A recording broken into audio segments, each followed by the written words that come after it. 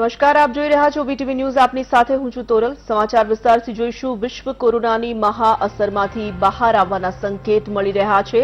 તે સાથે જ ગુજરાતના ખેડૂતો માટે પણ સારા સમાચાર આવી રહ્યા છે. વૈશ્વિક બજારમાં ફેબ્રિકની માંગ વધી રહી છે અને તેના કારણે કોટન યાર્નના ભાવમાં પણ વધારો થયો છે. કાપડની માંગ વધતા ગુજરાતમાં કપાસના ભાવ 1200 થી 1250 થવાની શક્યતા છે. અત્યારે આંતરરાષ્ટ્રીય બજાર કરતા ભારતમાં કોટનના ભાવ ઓછા છે. ચીન, બાંગ્લાદેશ, વિયેતનામ અને યુરોપમાં કોટનની નિકાસ પણ વધવાની છે. ગયા વર્ષે 50 લાખ ગાંસડીની નિકાસ થઈ હતી, તો આ વર્ષે 65 લાખ ગાંસડીની નિકાસની શક્યતા છે. લોકડાઉન વખતે કોટનના ભાવ ખાંડી દીધી 30,000ની નીચે સપાટીએ પહોંચ્યા હતા. હાલમાં રોજ 2 લાખ ગાંસડીની આવક હોવા છતાં ભાવ મજબૂત જોવાઈ રહ્યા છે. 2021ના જાન્યુઆરી મહિનાના અંતથી ફેબ્રુઆરી અને માર્ચ સુધીમાં કપાસના ભાવ મણદીઠ 1200 થી 1250 રૂપિયા થવાની શક્યતાઓ છે.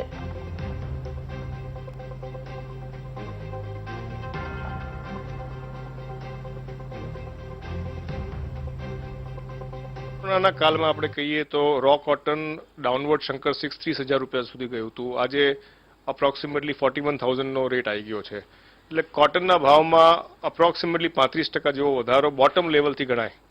સિમિલરલી યાર્નમાં જોઈએ તો જે બેઝ કમોડિટી અમે ગણીએ 30 કોમ્ડ, તો એ 30 કોમ્ડનો ભાવ થઈ ગયો તો 165 રૂપિયા એક્સ ફેક્ટરી, જે આજની તારીખમાં 228 રૂપિયા એક્સ ફેક્ટરી છે. તો યાર્નમાં પ્રપોર્શનેટલી જોવા જઈએ તો 38%નો વધારો બોટમ લેવલથી આવેલો છે.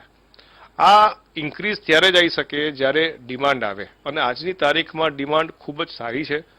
ડોમેસ્ટિક ઇન્ડિયન ડિમાન્ડ ખૂબ સારી છે, ચાઇનાથી પણ ડિમાન્ડ સારી છે અને બીજા વિદેશ કન્ટ્રીઓમાં બી ડિમાન્ડ સારી છે. એના કારણે જ આ ઇન્ક્રીઝ આવી રહ્યો છે અને પ્રાઇસીસ એબ્ઝોર્બ થઈ રહ્યા છે. કોટનના ભાવ ધીમે ધીમે વધશે. 41,000ની કોઈ મંદી કોઈ સંજોગમાં થયો નથી. વધીને 42 ડિસેમ્બર સુધી જાય.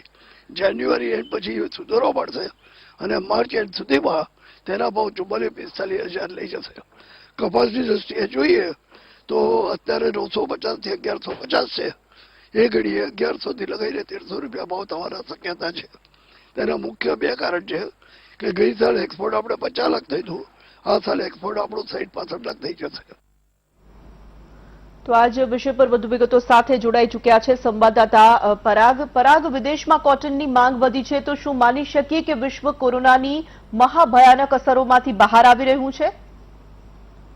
ચોક્કસ તોરલ, જે પ્રમાણે કોરોના મહામારી દરમિયાન સમગ્ર વિશ્વમાં લોકડાઉન હતું અને તેના કારણે જે ટેક્સટાઇલ ઉદ્યોગની સમગ્ર વેલ્યુ ચેઇન છે કે કોટનથી લઈને જે ગાર્મેન્ટ સુધીની તે અસરગ્રસ્ત થઈ હતી અને સ્પિનિંગ મિલો પણ અટકી ગઈ હતી. જોકે જે જૂનું સ્ટોક પડ્યો હતો તેના આધારે સ્પિનિંગ મિલો નીચી ક્ષમતા પર કાર્યરત હતી, પરંતુ ઓક્ટોબર મહિના બાદ કપાસના અને કોટનના ભાવમાં એક સડન વધારો થયો છે અને 41,000ની સપાટીએ પહોંચ્યા છે. જે ભાવ લોકડાઉન વખતે 30,000 કે 31,000ની સપાટીએ પહોંચ્યા હતા તે વધીને 41,000ની સપાટીએ છે. જોકે નોંધપાત્ર એ છે કે ઓક્ટોબર મહિનામાં જ જ્યારે ઓસ્ટ્રેલિયામાં કોટનના ભાવ ખાંડી દીઠ ₹50,000 અને યુએસમાં 45,000ની સપાટી હતા. એટલે કે આંતરરાષ્ટ્રીય સ્તરે કોટનના જે ભાવ છે તેની સરખામણીએ ભારતમાં હજુ પણ ભાવ ઘણા ઓછા છે.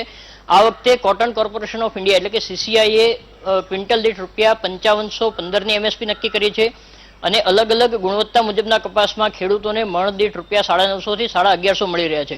જોકે આ બધો જ ભાવ વધારાનો લાભ ખેડૂતોને મળે છે એવું પણ નથી, કારણ કે અનેક જિલ્લાઓમાં CCIની ખરીદી ઘણી મોડી શરૂ થઈ છે. આ વખતે ગયા વર્ષની સરખામણી જો કરવામાં આવે તો આ વખતે CCI દ્વારા ગુજરાતમાં ઘણું ઓછું પ્રોક્યોરમેન્ટ કરવામાં આવ્યું છે.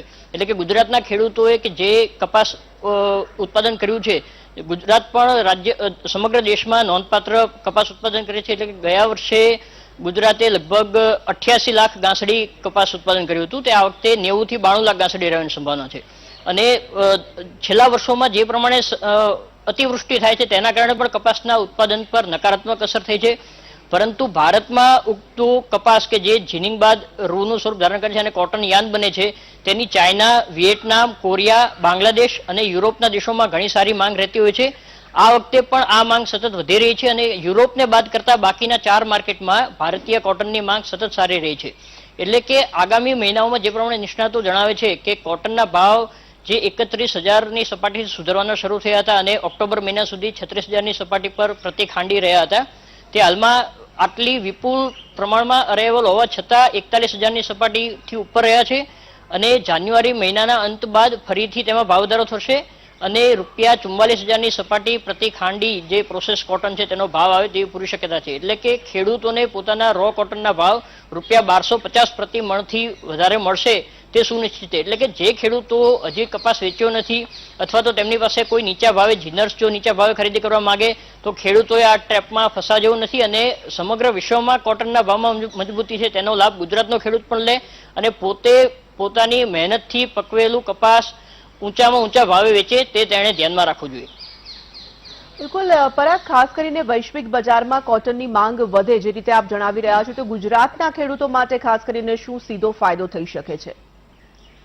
ગુજરાતમાં જે શંકર 6 કપાસ ઉગે છે તેની ગુણવત્તા મોટાભાગે ઘણી સારી રહેતી હોય છે. ગુજરાત તેનું વિપુલ ઉત્પાદન કરે છે. જે પ્રમાણે જણાવ્યું તેમ આ વખતે લગભગ 90 થી 92 લાખ ગાંસડી કપાસ ઉત્પાદન ગુજરાતમાં થશે.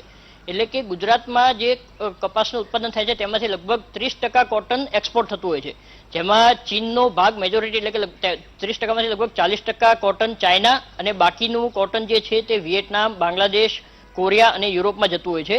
યુરોપને બાદ કરતા બાકીના તમામ દેશોમાં કોટનની ડિમાન્ડ ખૂબ સારી છે અને ત્યાંથી જે ગાર્મેન્ટિંગ ઉદ્યોગ પણ ધમધમી રહ્યો છે.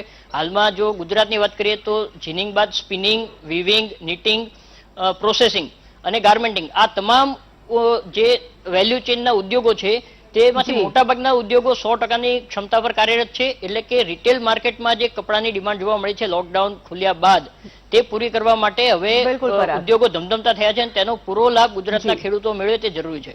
બિલકુલ, ધન્યવાદ તમામ વિગતો માટે. તો જાન્યુઆરીના અંત સુધીમાં વધી શકે છે કપાસના ભાવ અને વૈશ્વિક બજારમાં ફેબ્રિકની માંગ વધતા કોટન યાર્નના ભાવમાં વધારો થયો છે.